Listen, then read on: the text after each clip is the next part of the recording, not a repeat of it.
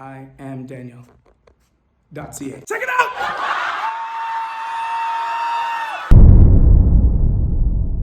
Daniel here, content creator at IamDaniel.ca, and I'm back at it again with another one. And today we're going to be talking about 5 tips to improve your public speaking. Public speaking can be a great skill to utilize, whether for your industry, for your business, or just in general. So without any further ado, let's get started, and that magic starts right now.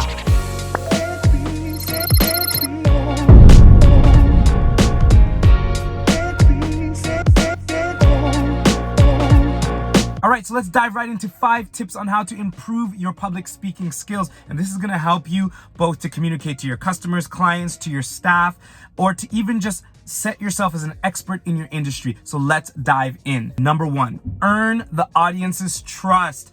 This is so critical. And speakers that don't do this have a hard time for the remainder of their presentation. I like to spend the first few minutes, sometimes even 5 to 10, if it requires that. Again, we might be talking about, say, an hour and a half presentation, but still, 5 minutes at least, just earning the audience's trust. Do whatever it takes to earn their trust. Yes, we call it break the ice or the icebreaker games and stuff like that. But you know, it's not even so much about breaking the ice. It's about building something. Break, build. I thought it was clever. But it's not about breaking the ice. We want to build something with the audience at the outset. And that's trust. And that's a plot. That's a narrative. That is, we want to build a relationship.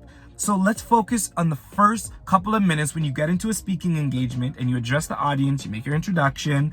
You want to focus on building something, and do not go on into your presentation until you know that that has been built and strong, because it's going to be the foundation that you set for the rest of your presentation. So I have a few notes here and I want to make sure that I don't miss anything. So I said build trust, mutual understanding, relationships, all that stuff. And if you can do that effectively in the first few minutes, you are going to have an audience of people who are on your team, rooting for you and ready to hear your message. So focus on earning the audience's trust. Number 2, introduce yourself, but with a takeaway. I know we're cute, we're handsome, we're beautiful, we're pretty, we're all of that, and we have a lot of accolades sometimes when we come to a speaking engagement. There's a lot that we've done and we would love to share that. But I find that the audience is not so much interested in what you have accomplished, but rather what that's going to mean for them. Remember, they, in most cases, paid to be there to gain value, not to hear about your accomplishments.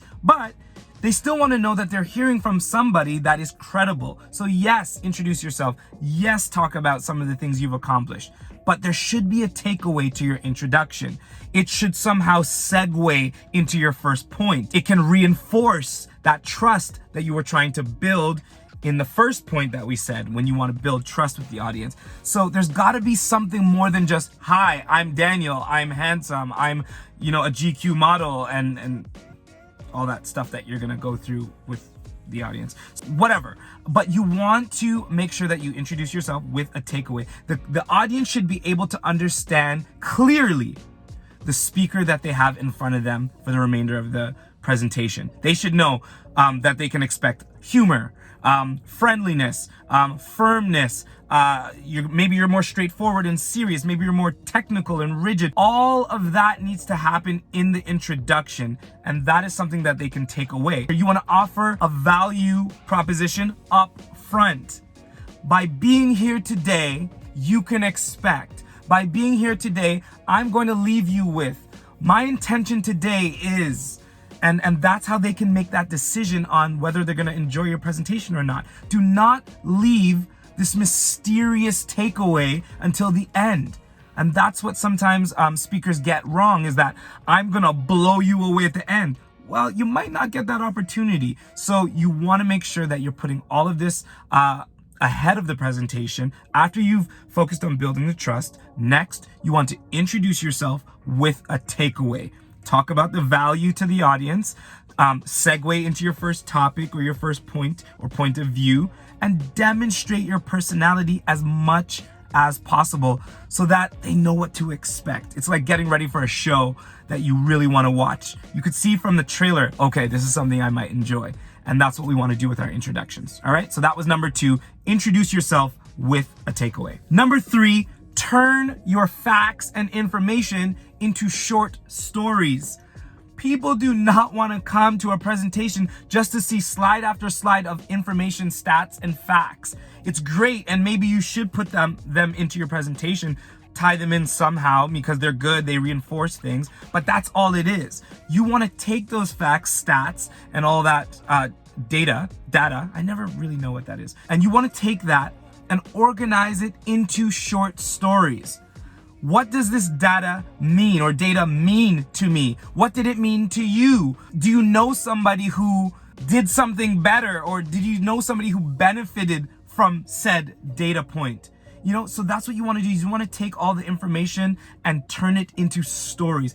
Audiences love stories. We learn best by hearing stories. So don't just throw numbers and throw stats and charts at your audience. Turn it into a story. Just find a creative way or an example of how that should matter to them. Don't teach your audience. Share teachable lessons. You're never coming there to talk to your audience or to talk over your audience or to teach your audience. Never take that perspective when you get into public speaking. You are coming to share some teachable lessons that you've learned first off, but you're not a teacher. They didn't pay, I'm sure, to come to school again, unless you're a professor. And that's a whole different ballgame or a different type of speaking. So remember, you're not their teacher. You are coming to share. That's the key word. Share valuable lessons and valuable takeaways of what you've learned. All right. And to share new perspectives and refreshing perspectives with your audience. Right. But we talk about stories, and why stories are so important and can be so useful is because stories evoke emotions. First off, they make us feel something. There's a good guy, a bad guy, a good girl, bad girl. There's a good thing that happens, a bad thing that happens, a challenge that you have to overcome. And that takes us through an emotional journey. And that's a good thing. So we want to use stories to evoke emotions. Stories grab our attention. Sometimes there's a humorous part in the story and we love to, it kind of gives it that comedic relief, or just, we love stories. We've always loved stories. Stories are easier to share with someone else. The chances of your audience taking away a story and sharing it with someone else after your presentation is a lot more likely than them taking the stats, percentages, data points, and facts that you shared with them on your content slides. So you want to make sure that you give impactful stories, because we retell stories. That's what we do when we get home around the dinner table. The speaker today was talking about this story where it's easier to share with someone else. So your message is actually going to get a wider audience when you can tell stories well. All right. So focus on telling stories. Stories are easier to communicate than bland information. It's going to be easier for you, the speaker, to tell a story. You might miss a few points that but the moral of the story you'll be able to remember. So you won't freeze on stage like that. Right.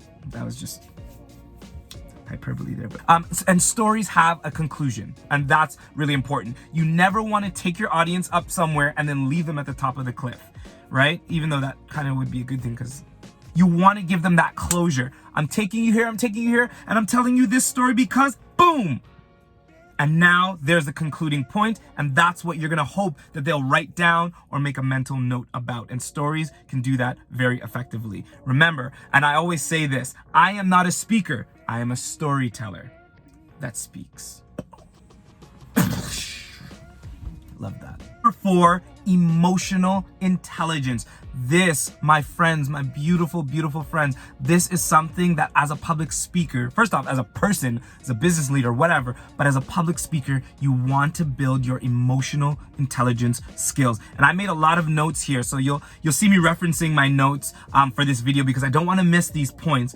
But emotional intelligence is so important when it comes to being an effective public speaker. Why? This is going to help you make a fair assessment of the room that you're in, the audience you're in front of, and how to navigate through your presentation, even the time, how they're feeling. Is it time for a break?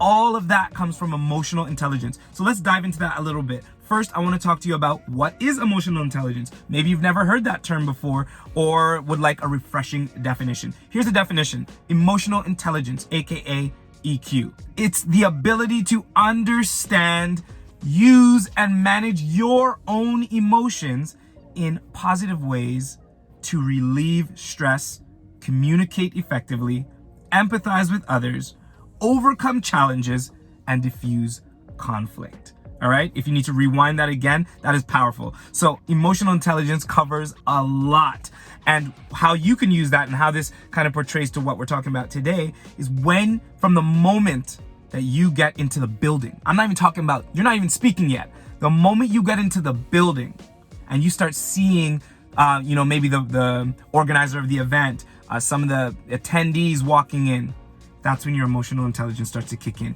Get a good look at them. What's their vibe? Do they look excited and energetic? Because you're gonna need to reflect that when you jump on stage.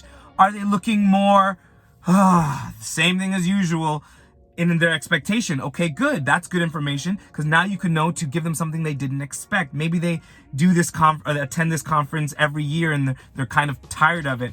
That's helpful information to you. Emotional intelligence kicks in. Is it a more when you hit the stage and you're making your introduction, you're building trust, do you find that the vibe or the temperature of the room is more get to the point audience? Okay, that's important, because you're gonna maybe want to tone down the personality and all the jibber jabber blah blah blah blah, whatever that means, and get to the point, because that's what they paid for. So being respectful of what they want, because they are the customer at that point, that's important. Emotional intelligence is going to help you to see that. There's times where I'm ready to just get hype and tell jokes to really, build trust with my audience. But, I look out and I'm like, okay, these people have somewhere to be in the next hour. I don't want to go over my time. They need value. Let's get to it. Now, it doesn't mean my presentation is going to be dry. But it's just that I'm going to get to the point. I'm going to move things along. Are you mindful of the organizer? Are they looking at the clock? Are they trying to wave you down, but you're just so lost in your presentation? These are areas where emotional intelligence will come into play and really help you to deliver an impactful presentation. Good emotional intelligence will not only give you the answer to, the setting, the mood, and all those things, but it will help you to adjust. When I'm speaking at high schools or schools in general, you'll see that, okay, the energy level may have started off as a kaboom. Ledger's Creek! What up? Kids are excited and things like that. But as your presentation's going along, maybe their energy's starting to dwindle a little bit. All right, get them to stand up. Ask a question, get a volunteer. That's when you want to pull on the crowd. Emotional intelligence is going to help you there. So this, out of all of these 5, is one of the most important. Build your EQ skills. Now you might be saying, Dan, well, how in the world do I do that? That's why you're watching this video. So here are some tips, or here's one good tip on a way that you can build your emotional intelligence. Practice to be aware and in tune with your own emotions. What are some of the things that trigger your happiness or get you a little bit sad? Or what are some of the things that interest you or don't interest you? What do you love? What do you hate? You find that you're in your element when this happens or when you're in this place. Being cautious of your own emotions and being in tune with your own emotions is what's going to help you to be in tune with everyone else's, or to have a better sense of what everybody else's emotions are. So it all starts with you. All right? So tap into your own emotions, start to be more aware of how you feel as life happens to you and as situations happen to you, and that will begin to build your emotional intelligence. That's one takeaway, but there's many. I'll maybe make a video that's dedicated to that specifically. All right? And I just want to stop and say, if you have not liked this video, do it. What are you waiting for? And also subscribe to the channel and turn on your notifications so that you never miss when I put these useful tips out there. I really don't want you guys to miss this, so please subscribe. If that button is still red, I think, then touch it and turn it white, I think. Number 5, conclude with a challenge. This is how you will know as a public speaker, as a guest speaker, as a lecturer, that you have done your job. That your audience leaves with a challenge, with a call to action, with a compelling feeling to do something different, change something, try something, see something differently. You want to leave your audience with a challenge, okay? As a public speaker, you didn't do your job if all you did was tell a bunch of jokes. You're not a comedian. You didn't do your job if you made the audience like you and be so charmed by you and want to be like you. You're not a celebrity. You didn't do your job if you stood there for an hour, 30 minutes, hour and a half, whatever, and spewed out information and facts. You're not Google or Alexa. As a speaker, you only did your job if you shared valuable and useful information, advice, and tips that your audience could use and implement to improve their business or their lives. That's it. If you didn't do that, you didn't do your job. They should walk away with strategies, tips, advices, and methods on how they can improve. That is you doing your job as a speaker. And that only. How you do that, how you relay that information, that's on you. That's your brand, that's your personality, that's all the other things. But that is the takeaway. So if the audience feels inspired to work smarter, you did your job. If the audience feels motivated to contribute more to society, you did your job. If your audience feels moved to take a more positive outlook on life, you did your job. If the audience feels optimistic and enthused about these new strategies and changes that they can make within their business or in their life, you did your job. End your story or your message with a call to action or a challenge, so that when they go out and they try it and they do it and they implement it and it works, this will become a future testimonial for you and for the message and story that you shared with them. And that's how you get more bookings. That's how you get a good rapport in the industry, because they tried what you challenged them to try. It worked, and now they're here to talk about it or to tell somebody about it. And that is the job of a public speaker. Thank you for watching, folks. That's all I got for today. If you enjoyed or found any value from this video, or you like my new fade, then go ahead and pound that like button, subscribe to the channel, and turn on your notifications so you never miss when I post videos like this. As I always say, life, business, entrepreneurship is just an amazing journey. When you're unsuccessful, learn from it. When you are successful, celebrate that. Always remember, be adventurous and build honest. I love you guys, and I'll see you in the next video. Peace.